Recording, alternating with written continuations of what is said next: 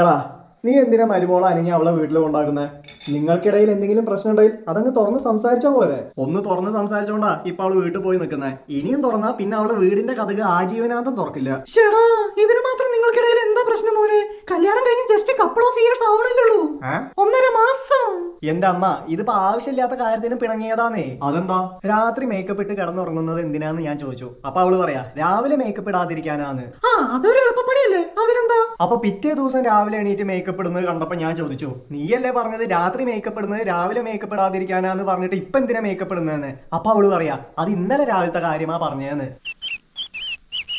വ്യക്തമായില്ല. ശരി, വീട്ടിലിരിക്കുമ്പോ ചുമ്മാ മേക്കപ്പ് ഇടുന്നത് എന്തിനാന്ന് ഞാൻ അവളോട് ചോദിച്ചു. അപ്പൊ അവള് പറയാ പുറത്തു പോകുമ്പോ മേക്കപ്പ് ഇടാനുള്ള സമയം ലാഭിക്കാനാന്ന്. അത് ന്യായം. അതിന് പുറത്തെങ്ങോട്ടാ പോകുന്നത് എന്ന് ഞാൻ ചോദിച്ചു. അതും ന്യായം. ഓ, അപ്പൊ എന്നെ പുറത്താക്കണല്ലേ എന്ന് പറഞ്ഞു പോയതാ പുറത്തേക്ക്. പിന്നെ വിളി വരുന്ന അവളുടെ അച്ഛന്റെ വീട്ടിലെത്തി എന്ന് പറഞ്ഞിട്ട്.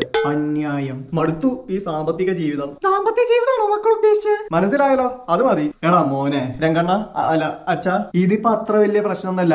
ഒന്ന് അഡ്ജസ്റ്റ് ചെയ്താൽ തീരാവുന്നതേ നിങ്ങൾക്കിടയുള്ളൂ. ഇപ്പൊ തന്നെ ഞാനും നിന്റെ അമ്മയും കല്യാണം കഴിച്ചിട്ട് എത്ര കൊല്ലായി? ഈ എത്ര ഏഷ്യയിലു? എത്ര കൊല്ലായി പറ. അല്ലേലും കൊല്ലത്തിലൊക്കെ എന്തിരിക്കുന്നു? വർഷത്തിലാണല്ലോ കാര്യം. അത്രയും വർഷം ഞങ്ങൾ ഒരുമിച്ച് ജീവിക്കുന്നില്ലേ? ഇപ്പോഴും ഒരു പ്രശ്നങ്ങളില്ലാതെ ജീവിക്കുന്നു. എന്താ കാര്യം? അച്ഛനമ്മയെ പേടി. ഓടാ, അഡ്ജസ്റ്റ്മെന്റ്. ഞങ്ങൾ അങ്ങോട്ടും ഇങ്ങോട്ടും അഡ്ജസ്റ്റ് ചെയ്യും. അതുകൊണ്ട് ഞങ്ങൾക്കിടയിൽ പ്രശ്നങ്ങളും ഇല്ല. എല്ലാം സ്മൂത്താ അല്ലേ Sheelu? Yes, yes, we are adjustable husbands and wives. That is the secret of our marriage. Marriage. Yeah, garbage. അതുപോലെ ഒന്ന് അങ്ങോട്ടും ഇങ്ങോട്ടും അഡ്ജസ്റ്റ് ചെയ്യടാ, ലൈഫ് സ്മൂത്ത് ആവും. ഷീലു, ഈ കറിക്ക് ഇച്ചിരി എരിവ് കൂടിട്ടോ.